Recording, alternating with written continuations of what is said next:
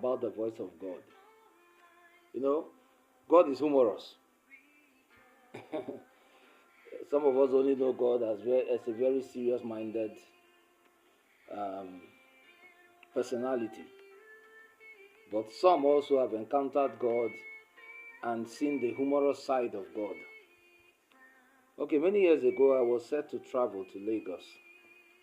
I live in Abuja, Nigeria, for those of us who are not in Nigeria. And in the morning, I was quickened in my spirit to pray concerning that journey because there were bloodthirsty demons on that road. So I gathered my family together and we prayed, commanding safety on the road. And a few minutes later, my mom called. My mom is a spiritual woman, and she had picked the signals in the spirit, and she called saying that I should not travel.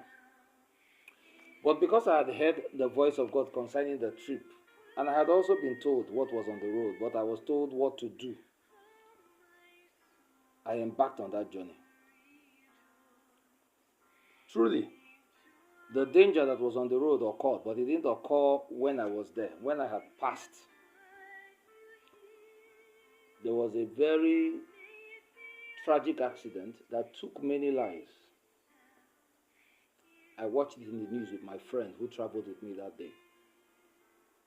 But because I heard God's voice, I embarked on that journey, not being afraid of what I might meet on the road because God had spoken. So when you hear the voice of God, you are confident, you are bold. I actually went for a show then, which was known as the Who Wants to Be a Millionaire show, more than 10 years ago. I was on the show with a friend of mine called Brian. And a few minutes before going in, there were questions they were going to ask.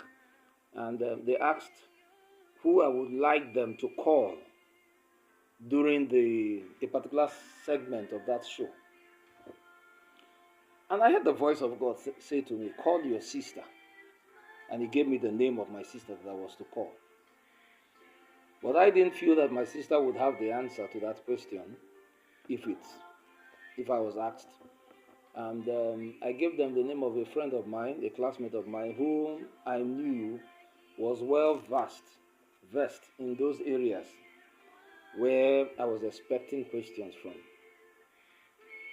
So I got onto the show. And while on the show, it got to the time when they were to call the person whom I had put his name to be called.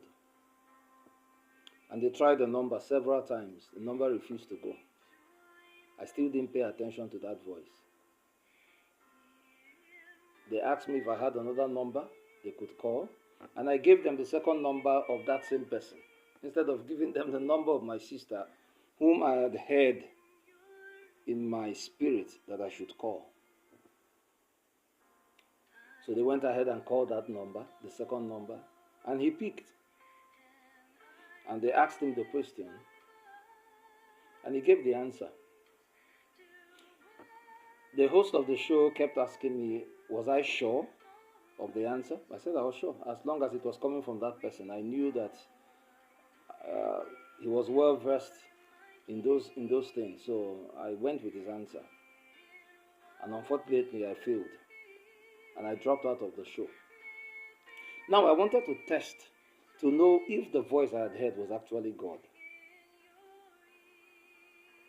Immediately I came out of the show, I took my phone and I called my sister.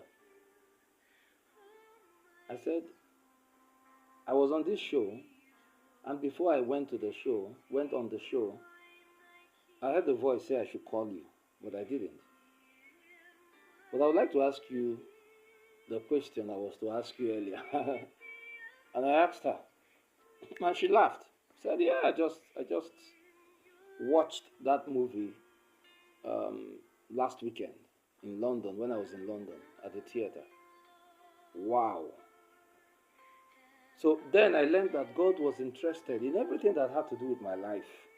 God is interested. God is interested in everything that has to do with your life. Even those things you think that are not important, God is interested. Hallelujah. So that was how I missed that opportunity, because I did not obey the voice of God. Because I did not realize that God was interested even in those little things. I did not realize that He loved me so much that He was keen on even helping me. Hallelujah.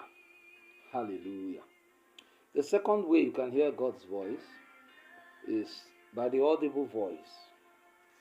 The book of Isaiah, chapter 30, verse 21. The audible voice. Isaiah, chapter 30.